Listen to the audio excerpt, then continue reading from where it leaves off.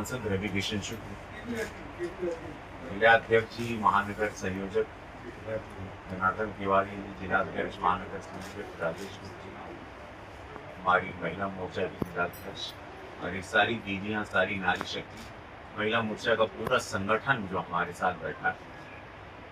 मैं समस्त मीडिया बंधुओं से बात करने के लिए यहाँ पर आप लोगों को आमंत्रित किया था।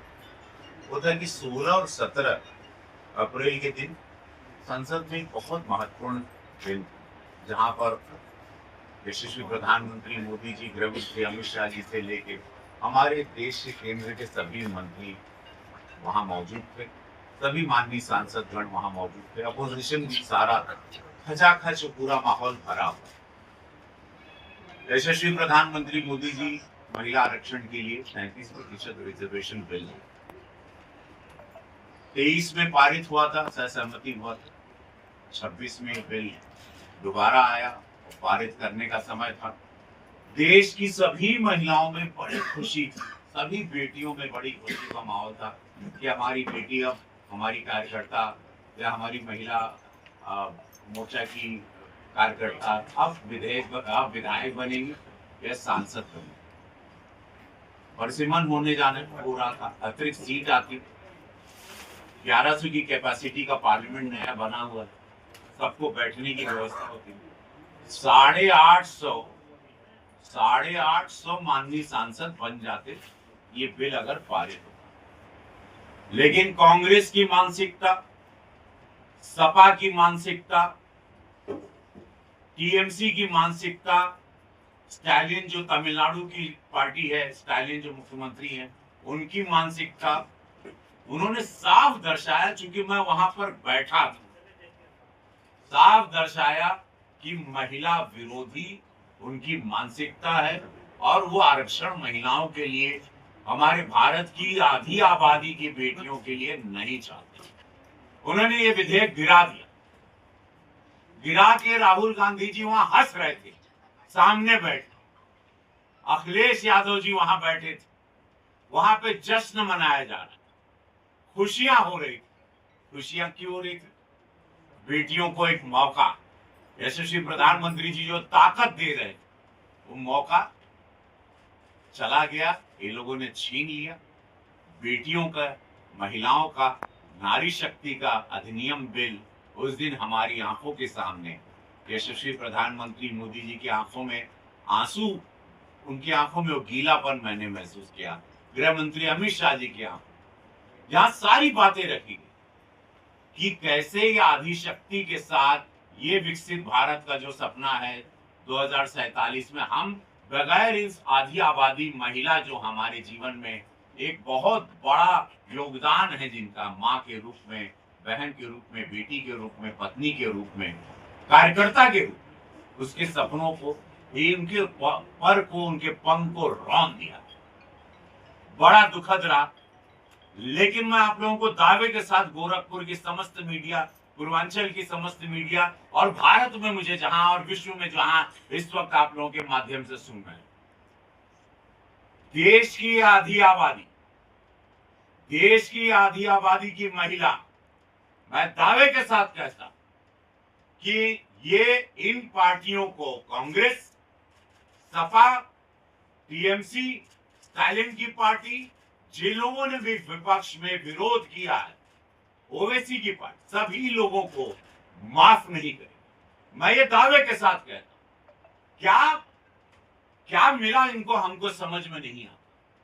क्या इनसे छीना जा रहा था, उनका भय मैं नहीं जानता। उनके परिवार में कोई महिला आगे आ जाएगी, उनकी, बिकॉज ये सारे लोगों के मैंने नाम दिए, ये सब परिवारवाद पार्टी, इनका इतिहास उठा के आप देख लीजिए, ये परिवारों पे चलते हैं। इन्होंने परिवारवाद किया है, ये लोगों ने जाति को बांटा, ये लोगों ने देश को बांटा, ये लोगों ने समुदाय को बांटा, तब इनकी राजनीति जिंदा रही।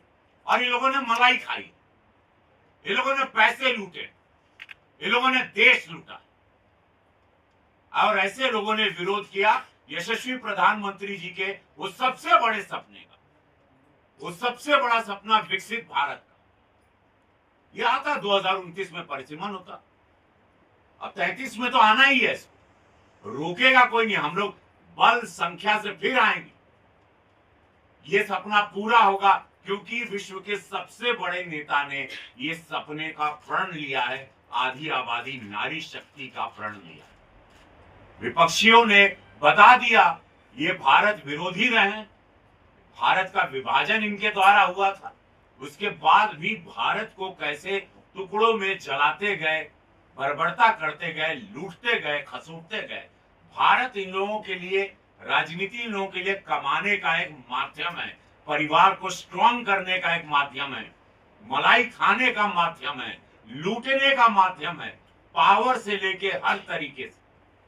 जहां पर यशस्वी प्रधानमंत्री जी के लिए राष्ट्र सर्वोपरि है, देश बढ़ाना है, देश को मजबूत करना है, गरीबों को आगे बढ़ाना है। 81 करोड़ जनता को अनाज से लेके किसान के खाते में पैसा, बेटियों की शादी। आज ही हम लोग 200 बेटियों, 200 जोड़ों की शादी यहाँ पर, वहां हमारे मंडल में 4 जगहों पे सामूहिक विवाह हुआ। ये सोच कभी नहीं थी सपा की। इन लोगों ने अपने एक समुदाय के लिए काम किया, 2 समुदाय के लिए जो इनका वोट का आधार है।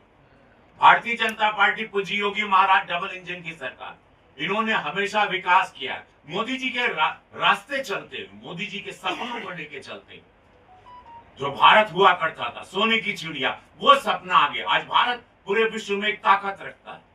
आज भारत हर एक तरीके से ताकतवर, आर्थिक स्थिति हमारी $5 ट्रिलियन की तरफ बढ़ रही है। $1 ट्रिलियन की तरफ उत्तर प्रदेश बढ़ रहा। हम किसी तरीके से सेना से लेके, बल से लेके, यंग हिंदुस्तान से लेके, कोविड में हमने अन्य देशों को भी मदद की। आज ताकतवर भारत हो गया, जहां पाकिस्तान से लेके अगल बगल के सारे देश अब हमारे पर आंख उठाने के बाद 100 बार सोचते हैं। विदेश की नीतियों में आज हमारी पैठ हो गई है यशस्वी प्रधानमंत्री मोदी जी के साथ। विश्व के बड़े बड़े नेता आज उनको सम्मान करते हैं। और घर में हम लोग जब अगर एक पार्लियामेंट में, सदन में महिलाओं को लेके, अपनी बेटियों को लेके, अपनी नारी शक्ति को लेके अधिनियम, एक बिल, एक विधेयक लेके आ रहे हैं, उसको ये अपोजिशन मिलके गिरा देता है, ध्वस्त कर देता है, महिलाओं के सपनों को चकनाचूर कर देता है। अरे भाई, हमारे अगर कार्यकर्ता मेल हैं, अगर पुरुष के रूप में, उतनी महिलाएं भी हैं। भारतीय जनता पार्टी के 17-18 करोड़ कार्यकर्ता हैं पूरे भारत में, उसमें आधी आबादी महिलाओं की। यशस्वी प्रधानमंत्री मोदी जी ताकत दे रहे हैं। कोई हमारी कार्यकर्ता नहीं, वो बेटी भी टिकट मांग सकती थी, चुनाव लड़ सकती है, आगे बढ़ सकती है। महिलाओं पर जो अपराध हो रहे हैं, जो जुल्म हो रहे हैं रोजमर्रा की जिंदगी में, वो अपनी आवाज उठाती, ना कि किसी के दर जाके भीख मांगती न्याय की। वो खुद एक लॉ मेकर बनती, वो खुद न्याय उसके साथ खड़ा होता। यही न ताकत देना था। महिलाओं की आधी आबादी की आवाज महिलाएं उठाती। आज 77 माननीय पार्लियामेंट्रियन है, माननीय सांसद है, वो 178 हो जाती, उनकी संख्या 200 से ऊपर हो जाती, विधायक उतने ज्यादा बनते, और पूरे विश्व में एक संदेश आ जाता कि हम लोग इक्वालिटी में बिलीव करते हैं, समानता में बिलीव करते हैं। घर में सारी रक्षा सुरक्षा व्यवस्था हमारी नारी शक्ति करती है, तब पुरुष बाहर जाके काम कर पाता है।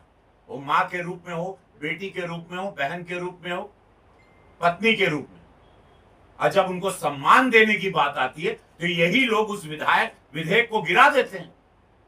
और वो सबकी माँ है, वो जो विपक्ष में बैठे थे, जिन लोगों ने विधेयक को गिराया, उनकी भी बहन है, उनकी भी पत्नी है, उनकी भी बेटियां हैं, उनके वोटर भी थे। लेकिन अब मैं दावे के साथ कहता हूं, एक वोट महिलाओं का इन विपक्षियों को नहीं मिलेगा। आप देख लीजिएगा बंगाल का रिजल्ट आपकी आंखों के सामने 2 दिन बाद आएगा। उसके बाद उत्तर प्रदेश 6-7 महीने बाद चुनाव होगा। आप लोग रिजल्ट देख लीजिए। महिलाएं इस भारत की इन विरोधियों को, इन विपक्षियों को, जिन्होंने इस अधिनियम बिल, इस नारी अधिनियम बिल को गिराया है, इस विधेयक को, उनको कभी वोट नहीं देंगी। मैं दावे के साथ कहता हूं, इससे बड़ा पाप कभी नहीं हुआ था। जो सदन में, जो देश की सबसे बड़ी पंचायत में इस बिल को गिरा के, इस विधेयक को गिरा के महिलाओं के साथ इससे बड़ा अन्याय इस भारत में कभी नहीं हुआ। काले ब्लैक डे में लिखा जाएगा वो दिन, जिस दिन सदन में हम सब लोग सर नीचे कर लिए जब ये बिल गया, क्योंकि 2/3 उसको सपोर्ट चाहिए था। 2/3 नहीं था, लेकिन हम वो आंकड़े लेके आएंगे, ये भी दावा मैं करता हूं। ये यशस्वी प्रधानमंत्री मोदी जी का सपना है। वो निस्वार्थ सोच की पार्टी है भारतीय जनता पार्टी। हम लोग के लिए राष्ट्र सर्वोपरि है। इन लोगों के लिए परिवार बढ़ाना, बंगले बढ़ाना, इन लोगों को अपने जीवन को सुख सुविधाओं को बढ़ाने के लिए ये लोग राजनीति करते हैं। हम लोग वो नहीं विचार रखते। हम अपने भारत के लिए जीते हैं, भारत के लिए मरते हैं, भारत को ताकतवर बनाएंगे और भारत आधी आबादी के बगैर कमजोर रहेगा। ये दावे के साथ मैं कहता हूं। कैसे आप सपना देख सकते हैं विकसित भारत का आधी आबादी को नकार के, आधी आबादी को खाली आप खाना बनाने, किचन तक, रसोई तक सीमित रखना चाहते हैं? ये कौन सी मानसिकता है? ये इनकी राजनीति क्या है? इनका डर, इनका भय, इनका परिवार इन पर कभी हावी ना हो जाए, इनकी राजनीति और महिलाएं आके खत्म ना कर दें, इसीलिए ये सारे लोग एक संगठित हुए और एक स्वर में। कभी पार्लियामेंट ये लोग अटेंड नहीं करते हैं। उस दिन पूरा पार्लियामेंट खचाखच भरा था, एक भी सीट खाली नहीं, क्योंकि महिलाओं का विरोध करना था। नहीं तो आइए मैं सदन मॉनसून में आइए, बताता हूं, इनकी आधी सीटें खाली रहती, कई कई महीने आते नहीं है लोग, हम सब जानते हैं, मेरी आंखों का देखा हुआ। बड़ा दुखद हुआ और इसीलिए ये मैं प्रेस कॉन्फ्रेंस आज कर रहा हूं गोरखपुर से। ये आवाज उन महिलाओं के लिए, उन बेटियों से। प्रधानमंत्री जी, क्या मैं एक सांसद के रूप में, मैं आपका बनाया हुआ सुपरस्टार, मैं क्षमा चाहता हूं उन सारी बेटियों से, उन सारी महिलाओं से माफी चाहता हूं कि इस बार आप लोगों के सपनों को हम लोग पूरा नहीं कर पाए, क्योंकि पार्लियामेंट में हमारी संख्या कम थी। लेकिन मैं वचन देता हूं, यशस्वी प्रधानमंत्री मोदी जी को मैं जानता हूं, उनके अंडर काम करता हूं, उनके विजन को मैं जानता हूं और उनके निश्चय को जानता हूं। उन्होंने जो दृढ़ निश्चय ले लिया वो पूरा करते हैं। उनकी कथनी करनी में आज तक अंतर नहीं हुआ, तभी तो 2014 से मेरा भारत इतना ताकतवर बना। ऐसे नहीं बनता। मैं वादा करता हूं ये बिल पारित होगा, 33% आरक्षण हमारी बेटियों को मिलेगा इस भारत में। बेटियां विधायक बनेंगी, महिलाएं अपनी आवाज उठाएंगी, किसी के दरवाजे भीख नहीं मांगेंगी न्याय के लिए, खुद लॉ मेकर बनेंगी। मैं वचन देता हूं अपने प्रधानमंत्री मोदी जी के कार्यकर्ता के रूप में, और ये होगा, ये निश्चित है। आप लोग बस इन विरोधियों को वोट नहीं करना। ये जो विरोधियों ने आपका बिल गिराया, आपके सपनों को कुचला है, इनके हर चुनाव में इन लोगों को हराना सारी महिला इस भारत की तय कर लें। आप लोग ये प्रण ले लें कि आप लोग के साथ अन्याय हुआ, आप लोगों को हराना है इनको। ऐसे लोग जो महिला विरोधी हैं, समझ लीजिए जो नारी विरोधी हैं, ये लोग क्या हो सकते हैं और आप लोगों का क्या भला चाहेंगे जीवन में, ये भी आप लोग जानते हैं।